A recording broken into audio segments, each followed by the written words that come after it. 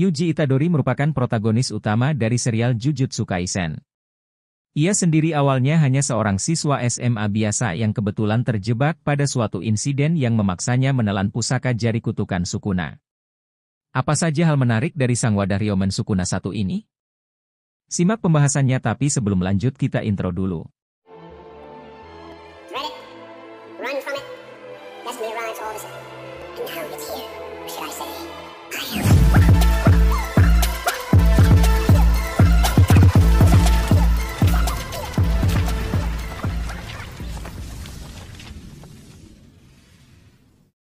Satu, Yuji Itadori memiliki kekuatan fisik di atas rata-rata atlet profesional. Sejak SMP, Yuji sendiri terkenal sebagai harimau dari SMP Barat karena kekuatan fisiknya melampaui manusia pada umumnya.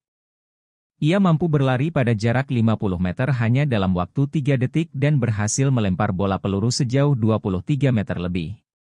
Selain itu, Yuji juga mampu menjebol dinding tebal hanya dengan tangan kosong. Tak heran jika Yuji sering diincar klub-klub olahraga di sekolahnya.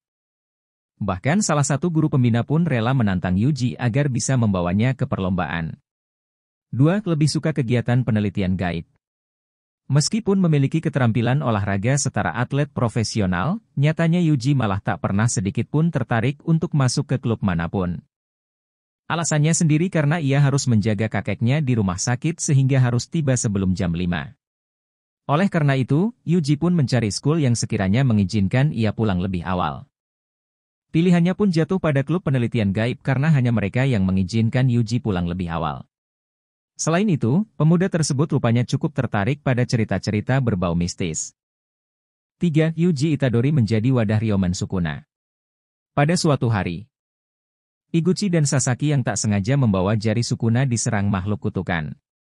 Untungnya, Megumi dan Yuji datang tepat waktu sehingga berhasil menyelamatkan keduanya.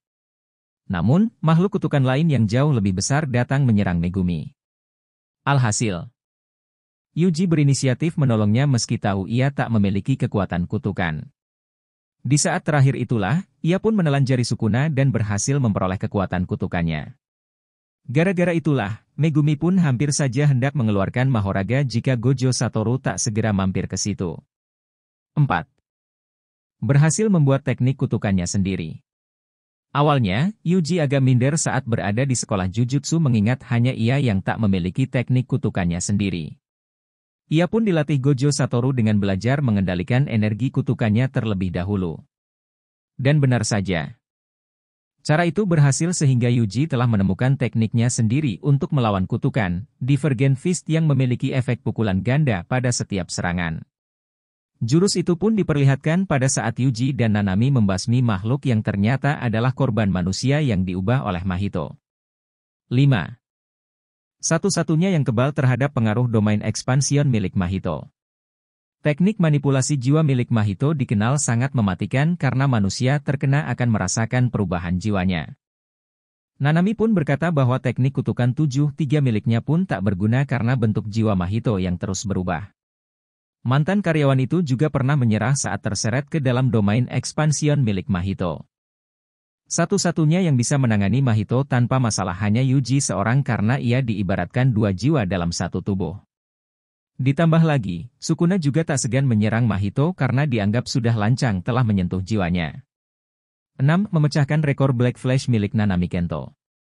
Teknik Black Flash aslinya merupakan jurus kutukan yang bisa dikuasai siapa saja tanpa memandang garis keturunan. Oleh karena itu, Yuji yang awalnya rakyat biasa pun bisa mempelajarinya. Akan tetapi, jurus ini sangat sulit dilakukan karena butuh konsentrasi tingkat tinggi sehingga mustahil mengeluarkannya berkali-kali dalam satu pertarungan. Oleh karena itu, pencapaian Yuji yang berhasil menggunakan sebanyak 4 kali di debut pertamanya bisa dibilang luar biasa karena mampu menyamai rekor milik Kento. Pasca aksi Shibuya, Yuji pun berhasil melewati Kento dengan jumlah 9 kali Black Flash. 7. Yuji Itadori sudah mati sebanyak 2 kali. Dunia Jujutsu pun terkenal akan kekejamannya di mana penyihir yang tak waspada akan mati di tangan buruannya sendiri. Hal itu pun sempat dialami oleh Yuji. Pada saat itu, ia hampir tewas saat melawan Finger Bearer jika tak segera bertukar dengan Sukuna. Pasca pertukaran tersebut, Yuji malah tak segera kembali sehingga tubuhnya pun diambil alih sang Raja Kutukan.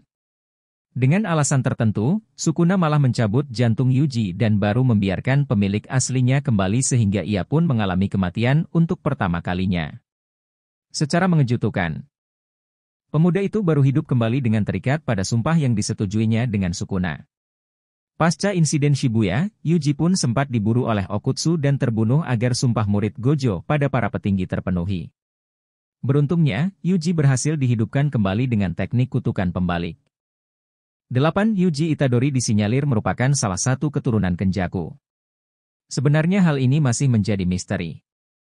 Namun beberapa petunjuk seolah menyiratkan bahwa Yuji punya ikatan kuat dengan Kenjaku.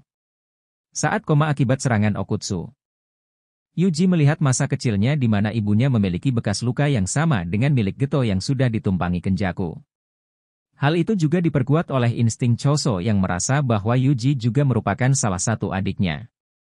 Ditambah lagi Kenjaku sendiri pernah berkata bahwa ia pernah membuat perjanjian dengan Sukuna di masa lalu, yang diduga adalah membuat wadah yang cukup kuat untuk menampung jiwa sang Raja Kutukan.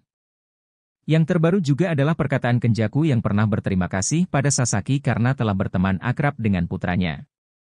Kemungkinan yang dimaksud putranya ya Yuji sendiri. Itulah pembahasan 8 fakta menarik tentang Yuji Itadori, sang wadah Raja Kutukan yang ingin menyelamatkan hidup orang lain.